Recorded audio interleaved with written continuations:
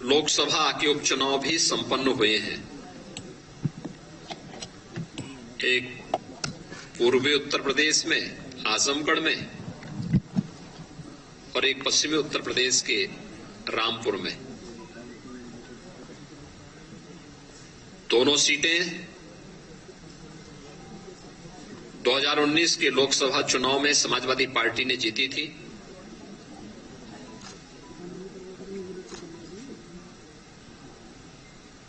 इस उपचुनाव में जनता जनार्दन का आशीर्वाद भारतीय जनता पार्टी को प्राप्त हुआ। यह भी प्रधानमंत्री मोदी जी की नीतियों के प्रति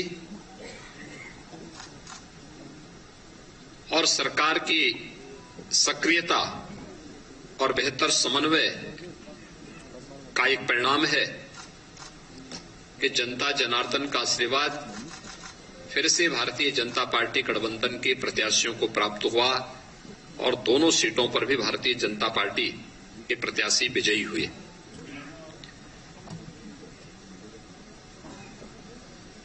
मार्च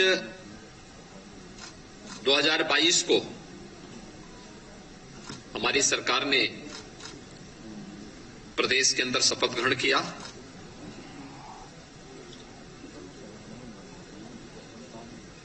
तो उत्तर प्रदेश के इतिहास में 37 वर्षों के बाद यह अवसर आया था जब कोई सरकार अपना 5 वर्ष का कार्यकाल पूरा करे और 5 वर्ष के अपने कार्यकाल के उपरांत फिर से प्रचंड बहुमत के साथ सरकार बनाए। पहली बार उत्तर प्रदेश के इतिहास में किसी मुख्यमंत्री ने अपना कार्यकाल पूरा किया और प्रचंड बहुमत के साथ फिर से सरकार बनाने के साथ ही सरकार को सफलतापूर्वक संचालन करने के अपने 100 दिन के अपने इस कार्यकाल की उपलब्धियों के साथ जो कहा सो किया कि इस अपने परंपरागत अभियान को लेकर के फिर से मैं आपके बीच में यहां पर उपस्थित हुआ हूं। हम सब जानते हैं कि उत्तर प्रदेश देश की सब आबादी के दिशा से सबसे बड़ा राज्य है और प्रधानमंत्री जी बार बार इस बात को कहते हैं कि उत्तर प्रदेश में संभावना है, एक पोटेंशियल है कि उत्तर प्रदेश भारत की अर्थव्यवस्था का ग्रोथ इंजन बनने की सामर्थ्य रखता है। उस सामर्थ्य को सजोने का कार्य और उसको देश और दुनिया के सामने प्रस्तुत करने का कार्य, उसकी आधारशिला 2017 से मार्च 2022 के बीच में हमारी सरकार ने किया। अब दूसरा कार्यकाल जो हमें उत्तर प्रदेश की जनता जनार्दन ने दिया है, इस दूसरे कार्यकाल में एक नई उड़ान के साथ हम सब अपनी यात्रा को आगे बढ़ा रहे हैं। आदरणीय प्रधानमंत्री जी ने देश के लिए जो लक्ष्य निर्धारित किया है कि भारत की अर्थव्यवस्था $5 ट्रिलियन की होगी, तो स्वाभाविक रूप से उत्तर प्रदेश की भूमिका इसमें महत्वपूर्ण हो जाती है और उत्तर प्रदेश ने आते ही हमारे मंत्रिमंडल ने सबसे पहला कार्य वे 10 सेक्टर चुने जिन पर हम व्यवस्थित कार्य योजना बना करके उत्तर प्रदेश की अर्थव्यवस्था के उस प्रेजेंटेशन को $1 ट्रिलियन तक पहुंचाने की इस कार्य योजना को हम आगे बढ़ा सके। ये पहली बार हुआ है कि 10 सेक्टर के प्रेजेंटेशन में सभी हमारे सहयोगी मंत्रीगण मौजूद थे।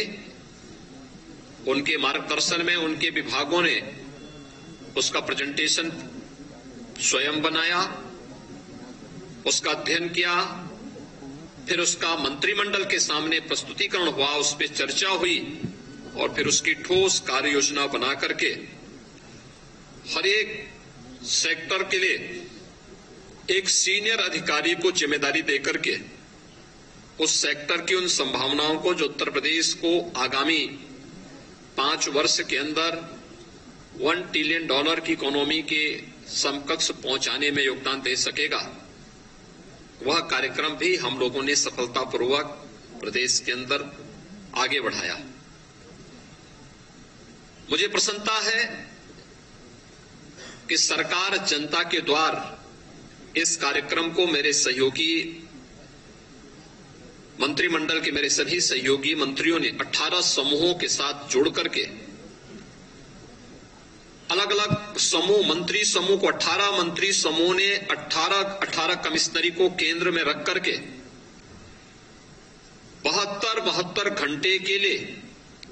एक कमिश्नरी में कैंप किया। जनपद स्तर पर गए, गांव में गए, नगर में गए,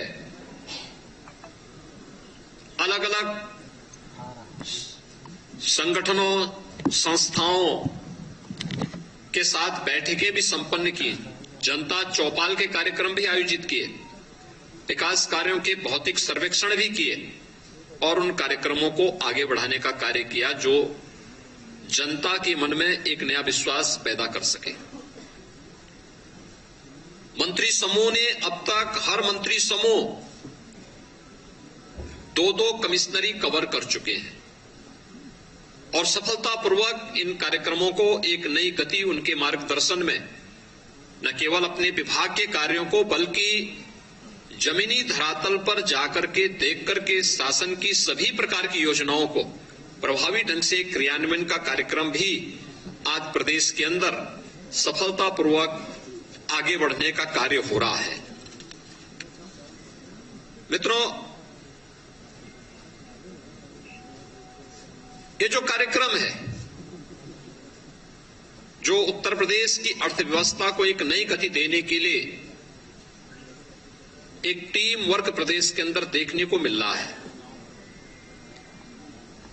इस टीम वर्क ने अपने पिछले कार्यकाल में बहुत सारी उपलब्धियां हासिल की थी और आज उत्तर प्रदेश को देश की सबसे बड़ी अर्थव्यवस्था के रूप में स्थापित करने के इस लक्ष्य को आगे बढ़ाते हुए हम लोगों ने अगले 5 वर्ष की जो कार्य योजना तैयार की है, इसमें 100 दिन के जो लक्ष्य तय किए गए थे, उन लक्ष्यों को सफलतापूर्वक आगे बढ़ाने का कार्य भी वर्तमान में हम लोग कर रहे हैं, जो उत्तर प्रदेश की प्रगति और समृद्धि की दिशा से अत्यंत महत्वपूर्ण है। हम लोगों ने प्रदेश के अंदर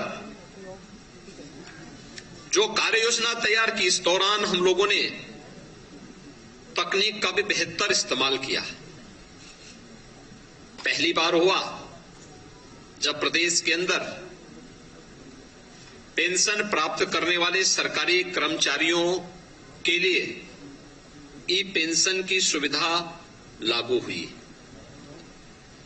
अब किसी रिटायर्ड कर्मचारी को अपने पेंशन के लिए भटकना नहीं पड़ेगा। देश का पहला राज्य है उत्तर प्रदेश जिसने इस कार्यक्रम को इन 100 दिनों के अंदर संपन्न करके प्रदेश के अंदर आदरणीय प्रधानमंत्री जी के डिजिटल इंडिया के कार्यक्रम के माध्यम से कार्मिकों की समस्या के समाधान का एक रास्ता निकाला। ई विधान लागू किया गया। विधानसभा का अभी हाल ही में संपन्न सत्र ई विधान के साथ संपन्न हुआ है और यही नहीं, आजादी के अमृत महोत्सव वर्ष में देश के महामहिम राष्ट्रपति जी का दोनों सदनों को मार्गदर्शन भी प्राप्त हुआ है। ये 100 दिन के अंदर ही ये सभी कार्यक्रम प्रदेश के अंदर संपन्न हुए हैं। हम सब जानते हैं उत्तर प्रदेश 2017 के पहले परिवारवाद, जातिवाद भ्रष्टाचार, दंगों और अराजकता के लिए जाना जाता था। उत्तर प्रदेश के अंदर एक बड़ी अजीब सी स्थिति थी। पहचान का संकट उत्तर प्रदेश के सामने 2017 के पहले था। केंद्र सरकार की योजनाओं को 2014 के बाद अनेक लोक कल्याणकारी, गरीब कल्याणकारी योजनाओं को केंद्र सरकार